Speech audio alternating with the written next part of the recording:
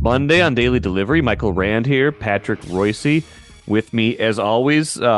Patrick, it's kind of that time of year. We're in a little bit of I wouldn't say a little bit of a lull, but it's not. We're not going guns blazing like we were a month ago with playoffs and NFL draft and stuff like that. But we always find something good to talk about. I think today we'll get a lot of Twins talk, maybe a little NBA playoffs, and maybe a little Bud Grant talk too, because we had the memorial for him over the weekend. But Patrick, the Twins story kind of feels like it's been the same this year. When they don't win, it's largely because they don't hit. Kirilloff is hitting well. Every time I look at the batting order, though, it's like guys are like 210, 215, and it's not getting much better. And I guess I'm kind of settled in on this is who they are, but it's kind of funny the other day what Buxton, after they beat the Dodgers that one time, started talking about how the lineup is nasty, and once they start figuring it all out, it's going to be even better. And I still don't see it. It's just they kind of are who they are, right? This is who they are. Correa might be coming out of his coma, but unfortunately, he lost Buxton. I don't know if you watched Saturday's game, but that was one of the greatest base running performances I ever seen. And unfortunately, he came out of it with a bad leg. He beat out a double play that was impossible. Nobody else in baseball would have beaten it out. Then he went first to third twice when nobody else would have done it. And he basically won that game all by himself. But then all of a sudden, you're watching the game in the seventh or eighth inning, and here comes Julian to bat for Buxton. And you Yep. say, oh. And now they're saying, well, we don't know when he'll play again. But they worked on him yesterday. I don't know what they're saying about him. But it was I think the most eventful thing in the last week was the way he started running the bases, stealing Yeah. bases, doing everything. And then now who knows? He might be out. But you talk about the lineup. I mean, Vasquez is out. I don't know. His career numbers are not that bad, but he's an out. He's terrible. And Michael Taylor's an out. They got Ryan Jeffers is pretty much an out when he plays, and so the bottom there is feeble. And then when Correa was hitting 190 and some of the other guys up top, Larnick's very inconsistent. And it's not I said from the get-go it wasn't a good lineup, but it wasn't. I never expected it to be this bad. And I don't know. They can't score enough. They can't score enough to make up for a bad bullpen. I mean, okay, it's 1-1 and we want to blame the bullpen, but it's also 1-1. I mean, Right. you got, blame the bullpen when they can't hold a 3-2 lead, but don't blame them when it's 1-1, because somebody's going to score here pretty soon. Yeah, they're not, they're not good hitters. I mean, they don't have a good hitting lineup, and I don't know what you're going to do about it. I kind of like Julian as a hitter and as on base guy. They haven't batted him first yet. They're still into their Joey Gallo thing, hitting him first. But They plopped Julian right into the cleanup hole the other day, didn't they? yeah, that was weird. And but Polanco came back for a week. He was really good, and you could see his legs just. And then later on, as he was just. After about a week, you could see his legs weren't underneath him at the plate, and he didn't make some plays in the field that he's always made. He wasn't making either, and I don't know. I think he might be that might be a knee that's gonna, tendonitis, whatever he's got. Not having him as a switch hitter makes a big difference in the middle of that lineup too. So they're not good enough at the plate to make up for a bullpen that's now gone to hell. Yes. So that's a disaster there right now. Waiting to happen. No Thielbar, they miss him, and Griffin Jacks is. They said after the Griffin Jacks lost his last game, Rocco said, "Well, I'm going to keep sending him out there," but he hasn't. He's tried other guys. And Jorge Lopez, I loved it when they made the trade. I loved him early this year. He's unhittable.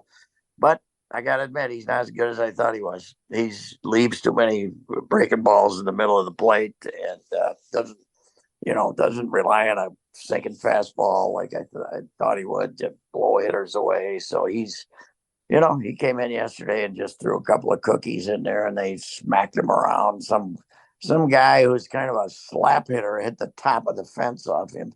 And he pretty much blew that game. Although, again, they only had one run at the time. Right.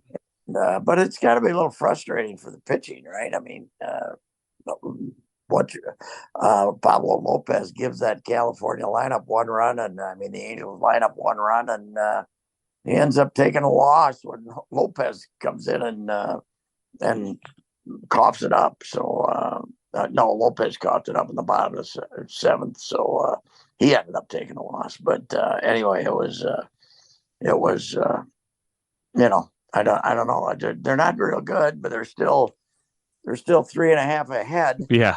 Second place team in the division is Detroit. I know. I saw that. Basically rebuilding. But look out, the White Sox have won 3 in a row. They're only 10 under, and they were terrible. They've been terrible, but they have the best players in the league in the division, which isn't saying much. They have the best starting pitching in the division, which isn't saying, which is saying quite a bit. So they're at least rivals to the Twins for the best starting pitching. So, it's got to be wonderful for them to have stunk for 2 months and still be in it. So Yeah. It's unbelievable. I think the Central's worse than it's ever been right now. It's terrible. It's ever been. It's awful. Well, yeah, I think part of that's there's not as much, they're playing outside the division more, so they're getting exposed a little bit more. Yeah. And someone showed the other day that the Twins, I think it was when they were like 24-20, so it was a couple of games ago, the Twins were tied with the worst team in the AL East. So if you looked at the standings, it just kind of looked like the AL East through AL Central was just 1 through 10. It was just right. Yeah, right. Yeah. There's nobody. I mean, Toronto's the last place team in the AL East. They'd win this division by 12 games, a minimum. So the Central is really bad. They helps the Kansas City so awful. I don't think Kansas City. Not that it means anything. And they had this great spring training. And they had all these young players. They were trying to get excited. They got the worst record they've ever had in the history of the franchise, even when they were expansion teams. So it's brutal. And I don't know. Giants come here tonight. They're not very good. 3-game series, but I don't there's just not enough hitting to carry a team that when the bullpen's going bad, and the bullpen right now is going bad too. So what are you going to do? Who else drives me crazy? Durant. Why is he throwing all breaking? He's throwing 80% breaking balls. Who's catching this team? Who's calling the plays? Who's calling the pitches? The other day, they had, Louis Varland was sailing through the lineup the first time through the order. Basically, they were chasing high fastballs and they weren't hitting them. All of a sudden, they switched to throwing sliders the second time. Make them hit the fastball before you go to a hanging slider. All of a sudden, they have him throw the sliders and boom, boom, 2 doubles because he hangs them. And why switch your pitching strategy until they make you change it? They're overcoached. They're over, scouting reported. Just if they're chasing your high fastball, let them keep chasing your high fastball until they stop. Yes. I don't know. I think Vasquez is vastly overrated. He can't hit. He's doesn't block pitches. And I don't see any. I think the way that pitching staffs are run now, this idea of a catcher running a pitcher is not what it used to be either. So I'm not much on the addition of him. Improvement on Gary Sanchez. Yes. Okay, but not much. If Gary was letting 3 balls a game go back to the backstop, we'd be all over him. So I don't like the guy. I don't like him as a player, and he's here for 3 years. So but I'm sure they'll tell you, oh, he handles pitchers. He Handles does all. pitchers. Yeah. Yeah, he does all this, but he's not. To me, he's not much. And then Taylor, is a really good center fielder, and I think you got to keep playing him out there. But obviously, he's in modern baseball, he's a 220 hitter because the pitching is so dang good now that, boy, if you're a marginal hitter, instead of being a 240 hitter, you're a 220 hitter now. So, Do you see the guy they gave up for Lopez? Not Cano, the Cano. Yeah, he's been lights out somehow this year. He was awful last year. His ERA is 0.38 this year. Yes, 23 and 2/3 innings, 7 hits, 1 run, no walks, 26 strikeouts for Baltimore right now. It's unbelievable. What are we saying to our pitching coach if he couldn't bring any of this out of him? Was he there with Wes or was he there with Mackey? I think it must have been Mackey. I don't know. He got traded at the break last year. So I don't. When did Wes leave us? He was in the Lopez Street. Yeah, Wes left us at July 4th, basically All-Star break, didn't he? Wasn't it the All-Star break? So it would have been before the trading deadline. Yes. Yeah, it's unbelievable. But yeah, we haven't had before the meltdowns. We weren't able to blame anybody really, but then we got to blame Pagan the other day, and we felt like we were right back in our wheelhouse. Yeah, that was. I look at him and I keep hearing, well, he's got great stuff. No, he doesn't. He's okay. He's got mediocre stuff. He doesn't blow people away. He's got that cutter or whatever it is. I mean, he's got to get that in the right place. But he doesn't have in modern baseball. He doesn't have overpowering stuff. The amazing thing, you mentioned Baltimore, is they let Lopez go when he was the closer. This Bautista they have, who's like the size of a power forward in the NBA, Felix Bautista, he throws about 100 and gets everybody out all the time. So Baltimore's second best record in the American League, and I think maybe baseball too, right? It's unbelievable. Them and Tampa, the 2 best records in the American League. Yeah, the American League East is just absolutely stacked right now. Just looking at all those teams right now, it's just unbelievable how they go 1 through 5, and like I said, better than any teams in the AL Central so far. And it's just, I don't know what to make of it. Big picture, the Twins are probably still the best team in a bad division, but I don't know. They're going to win 82 max. So was that enough? Probably will be. I don't know. I don't know if they're going to win 82 though. I don't. This offense this hitting is just not. As we've been saying here, they got to win with 3 runs. They're lucky that their starters are. What's going to happen if any one of their starters breaks down because they got nobody else? They got nobody in the coming up. Your next starter is probably Randy Dobnak. Randy Dobnak, yeah. You ready for that? So yeah. They're perilously thin right now, and I thought the depth was going to be a strength this year, but you're right. It has been because they had Ober and Varland, and they've had some better. The thing is, they do have better replacements when guys have gotten hurt. Veterans or young guys like Solano and Farmer, like a better, like major league capable players compared to a season ago when they ended up with a lot of replacement level guys in the outfield and stuff like that. But yeah, they're the Buxton one's the one to watch, right? If he's out for any amount of time, then that's a tough. He goes on the DL. Royce Lewis will be here June 1 though. So yes, he'll playing third base June 1st. That will give him an athlete, assuming he doesn't get hurt. That'll give them another athlete, and they could really use an athlete. They're not a very athletic team at all. They try to tell us they're going to run more, but I don't know if they're really going to do that. No. Take a playcation to Mystic Lake. With 24/7 gaming, the good times never have to end. And you can satisfy your cravings at our restaurants and bars. Or relax in one of our luxurious hotel rooms. Those that play together, stay together. And don't forget to join Club M so you can spark new memories and bask in the rewards along the way. Follow the lights to Mystic Lake, where every day is play day. Let's move on. I want to touch on the Bud Grant Memorial. That was Sunday. And then we'll get to some NBA playoffs, maybe the PGA as well. Bud Grant Memorial seems like it was. I did not go. I had some other family obligations, but I know you wrote about him again for Sunday's paper, I believe, and the memorial was yesterday. Jim Suhan, our colleague, was there. Sounds like it was what you would want it to be.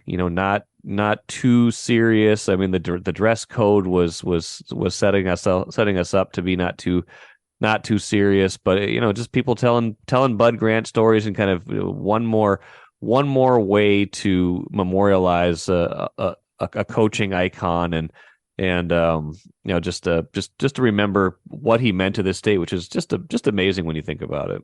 Yep. Yes, it is. It's he's probably, I'm thinking about it, and I didn't want to man on state, but he's probably at least since World War II, the number one sports here. I can't speak to Bernie Bierman or something like that before the war when he was winning national championships and everything, but he's probably the number one sports figure in my lifetime in Minnesota history. The more I think about it, I mean, you got certainly the great athletes. You got Killebrew and Tarkington and all these other guys, but Bud is Bud, and it's amazing. He only coached 18 seasons. It's not like he coached 30, but even after I was trying to figure it out, and I think I kind of wrote this a little bit Sunday, is when you saw that stare on the sidelines, and you always had the thought, what was Bud thinking?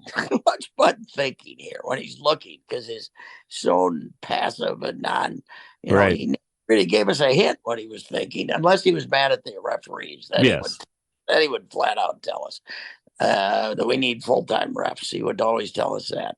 But and then for the next 40 years, we always called up Bud and asked him what he was thinking. We kept after he was done coaching after 1985, but you'd still see Bud or talk to Bud or ask Bud or call Bud and ask him about something. We'd always call Bud and ask him about something. And he just stayed in our consciousness. And a lot of it, the outdoors had a lot to do with that. He had his controversies. He was, he became a bad guy in the Indian fishing rights competition to a lot of people. But the Star Tribune between Ron Scherer for a while and then Dennis Anderson, certainly with his outdoor stuff, kept him in the news and the other outdoors things he did. And I actually think deep in his heart, he lost 4 Super Bowls and they hurt his feelings, but a little bit. But I think outdoors and all of enjoying life was more important to him than football. Really, I think football was a job, and he did it. He did it extremely well. Nobody could complain. But I think it was a job. It wasn't life. It didn't possess him, and he loved all sports. By the way, he was a very good baseball pitcher. Was on those Laker teams for a couple of years before he went to football, and thanks to Sid, and put him on those teams. But he he was just this guy who was always, Bud, what's he thinking? And we always did that, and he stayed in the news, and one of the most unique guys ever. I said this Sunday, and it's really, and his Mike repeated it to me that he liked that I said he's the most comfortable guy in his own skin you'd ever made. He didn't want to be anybody else. He didn't want to be any different. Great stories about the garage sales too. I guess he really enjoyed the bartering at the garage sales. Oh, yeah. Mike had a great line about every time he sold somebody a lawnmower that didn't work, get a trolling motor. Yeah, that was funny. Yeah, Mike made a very good speech about him. It was good, and also that was good. And I got to give credit to Mark Rosen. There was 4. I think they had 4 of his media guys up there, and they had 4 old former players, and they had then they had Kevin O'Connell up there, and they had Amy Klobuchar did a good job. She was only up there a couple of minutes, and but Rosie got her done in 90 minutes. He managed to cut everybody off just, it didn't look like he was rushing anybody, but he was actually rushing them. and Right. got it. So congratulations to him. And then they served. I knew this was happening, but they didn't want to report it. But then they served everyone an ice cream treat as they were leaving. Yes. I didn't, because it was such a nice day. They probably didn't have as many people as they thought they were going to have. But so if you were leaving and wanted an ice cream treat, you probably could add as many as you wanted. So Yeah. it was too nice a day, and I think it was appropriate that everybody said, "There's no way Bud would have come to one of these on a day Yes. like this." It was way too nice of a day to be spending it indoors for one of these things. So one thing that struck me, though, Mike, I hadn't really walked around down there at, through the suites and the Yeah. escalator, that whole thing. This stadium, and in the late, until they got Winter Park, you think back, I was out there a couple of times when they were practicing after the snow had fallen, Yeah. and they're ready for the end of the season or playoff games, and they'd back the tarp up like 25 yards and have 25 yards of grass to practice for a playoff game. Wow. And now you have this place, and then you got the place out in Egan. Yes. It's the simpleness of the game. When he first came down here in 1967, and before him, Brad Brocklin then, and what you have now, it's a different planet. It's a different planet in every sport, but football more than any. What a mammoth operation it's turned into. 22. Yeah. Connell made a comment about it, and he's right, because Bud said it to me many times. 22 coaches. What's he doing with 22 coaches? I'll do. They said Bud had 4. Well, he had 6 usually, but Right. one of them, Bus Murdy's, was in charge of getting bargains, basically. Right. The one guy we didn't mention yesterday that I really feel bad about was Zamberletti. Yeah. He didn't get a mention, and he and Bud were, Zamby was basically an assistant coach for Bud, right? Whatever he told him, he believed, and they were extremely close. And also, both legendary cheapskates. If they ever went out to dinner, it must have been quite a contest to see who was going to pick up the check, because Zamby was very proud of his ability to find bargains too. So he would have liked to have his own garage sale. So anyway, it would have been.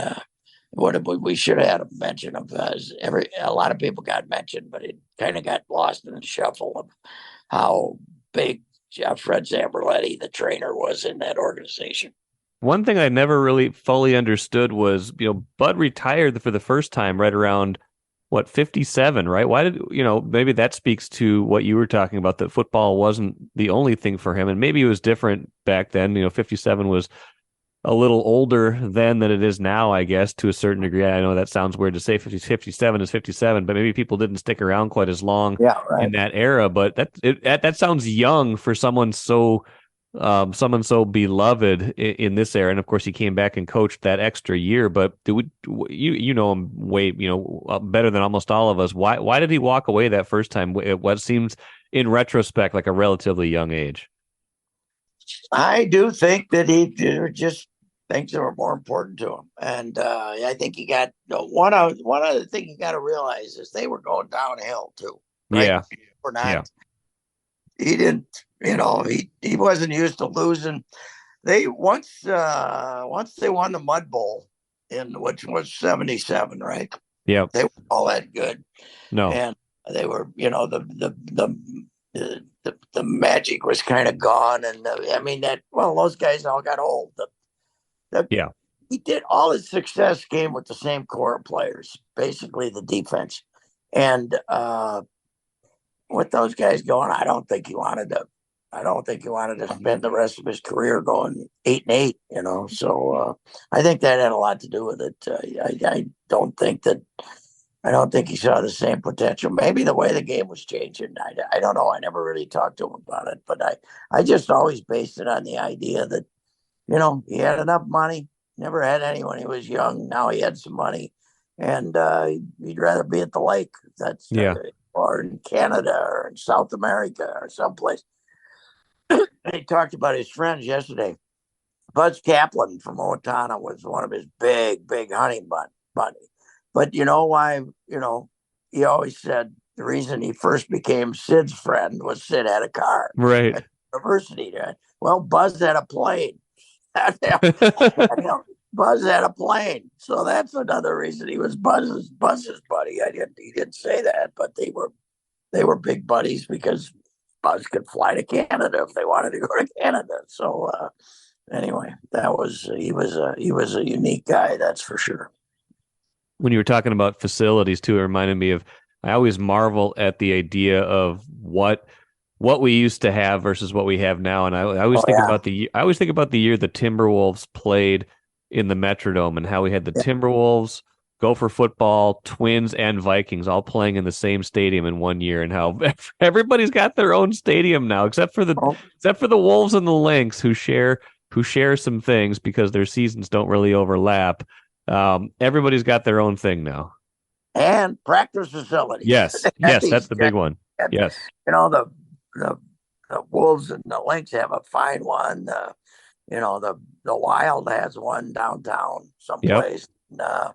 Everybody has, and then of course the Vikings have whatever $200 million or whatever they spend out there. That place is unbelievable, and it's only getting bigger out there. I think they're going to end up. If we end up getting a new basketball arena, I bet that's going to be out there. Really? Oh, that's a good point. I hadn't thought about that, but that thing's all built up now and ready for something else out there. Ziggy will give them the land for it, and they certainly aren't going to get it if they're not going to get the money from Hennepin County, and they're not going to get the money from the city of Minneapolis. So once these two owners take over, they're going to give us about a year and then start complaining about the arena. So, boy, that'd be terrible for downtown Minneapolis. So if you lost that place, yes, the Twins would be sitting there by themselves. So they would. Well, the Vikings on the other side of downtown, but yeah, that's you're right. That'd be a hole in that part of downtown. I think we're a ways down the road from that, and maybe they'd be tempted to stay there because their practice facility is right there. But I don't know. That's a good point. Well, let's touch on a couple other things before we go, Patrick. I think I think maybe we used to make more of this 10, 15, 20 years ago about the market size of teams or the rivalries of teams in potential NBA, NHL, especially NBA finals. And but I had to be chuckling a little bit thinking about how if you were trying to imagine an NBA finals before these finals started, and you thought, man, could it be Boston, LA, just like the good old days? And now both those series are 3-0 the other direction. The Heat and the Nuggets, both taking 3-0 leads, and the Heat shockingly so. Oh, the Boston has not showed up. I mean, that young coach of his, when you hear Spoelstra do a press conference afterwards and describe it, and then you hear this young guy who can barely communicate in this situation, you see a fantastic difference in coaching. The Spoelstra's, he's basically the genius of coaching, I think, considering what they're doing to him. But Boston they didn't show up for Game 3. They did not show up yesterday. It was just a absolute slaughter. And Jimmy, that was real smart too. By who was the idiot that was Alan Horford was taunting Jimmy in the early in the fourth quarter, Game 2, and then they end up choking that one away at home. And if you get two sweeps here, Mike, I got a hunch the Lakers are going to win a game and then lose it all. Yeah. But if you got two sweeps, they won't have a game for 8 days, I believe. Wow. Yeah. I mean, they don't start until June 8th. Don't win it more days than that. What's the date today? What is the date? Today's the 22nd of May. Oh, 2 weeks. It'll be 2 weeks. It'll be amazing. June 8th, I think. Did I read June 8th? It'll be the first game. I don't know. I'll check that on the fly, see what we're doing here. But that would be a lot. Yeah. or maybe June 1st. I don't know. I looked it up, but there's gonna be a big gap. That's for sure. If you get 2 sweeps, Yeah, and June 1st would be the first game. June 1st. Okay, no, it'll be a week then. Because one of them could end. You could be Monday and Tuesday could be the end. Lakers Yes. Denver tonight, and Jokic, man, is he something? Isn't he? Oh yeah. He's an amazing player. God, and I've watched him more closely this year because they ended up playing our boys, and then I've been watching him since. There's never been a 7-foot point guard before. It's No, he's amazing. unbelievable. He's magic, only twice as thick. Yeah. It's No, incredible. I know it. He's been great in these playoffs, and I completely I completely underestimated Denver. I didn't think they were all that good. I thought they were just a nice regular season team, and that they were going to get their doors blown off by Phoenix in the second round, and that was just way off. Some of these teams that add these kind of like they go super team route, that some of these fits have proven to be not as perfect as you might think. You brought Durant into Phoenix, but that just never really seemed like it took off. And the Lakers got something going towards the end of the year, but now D'Lo's been terrible for them. Like basically all three of the former Wolves have basically done nothing in the last 2 rounds of the playoffs. Like Vanderbilt doesn't play much. Beasley's been a DNP this whole series. So and D'Lo's been terrible. D'Lo, yes. After he basically bragged about him, who did that? Was it ESPN or Athletic that did the huge story on? They're going to have to pay. They're going to have to decide what they're going to pay. Yeah. And like he was talking about himself as a max guy. And yeah, good luck, buddy. He might be looking for a job. He's terrible. He's a bad guy and a very erratic player. And Yeah. no one in Minnesota is surprised. He had 2 or 3 good games, and Yep. then he just stinks again. And now they're not playing him. So it's the tip off on him was at the end of the play-in game. He didn't play for 17 minutes. They didn't play him the last 17 minutes. He's a bum. I think, to be kind, he's a bum. To be kind, he's a bum. That's good. That was our big acquisition. They would have been better off with Wiggins than this guy, And they ended up giving up a number one who turned out to be nothing, but right. Gave up a number one to go with him to make the deal. So anybody who wants to give Gerson credit for anything, just remember that. Yes, that was the big miss. That and Jarrett Culver, those were his 2 big misses. Yeah, oof, that's bad. Boy, you watch Jamal Murray though, and yeah, he turns out he was better than Chris Dunn, Tibbs. Yep, but Tibbs was right about Jimmy though. Man, that guy is a difficult teammate, but he gets it done in the moments where you want him to. I just imagining if he would have not gone complete meltdown mode on this franchise, what might have happened here, but he would have left eventually, I'm sure. Well, if you would have paid him instead of Wiggins, so yes. he would have for about 3 more years. I think that he would have wanted out because he and Towns would have had a fist fight or something. Yes. But and you wouldn't have Ant right now, so there you go. Yeah, that is true. Yes. Okay, so we can always look at our failures. They gave us a better draft choice. The bright side of failure is that you might have future success. Final thought, Patrick. You watch any of the golf this weekend? I didn't see too much of it because it was like we said, it was too nice to do much anything except be outside. But I did tune into a little bit of it. It looked like it was a pretty good finish. Koepka's he let the Masters get away, but he's back. He's healthy. I guess playing LIV has got him. Everybody wants to know why he went for LIV. He went for the money, but he also doesn't like golf that well. He only likes playing the majors, So, but he's playing great right now, and he handled that golf course, which was extremely difficult.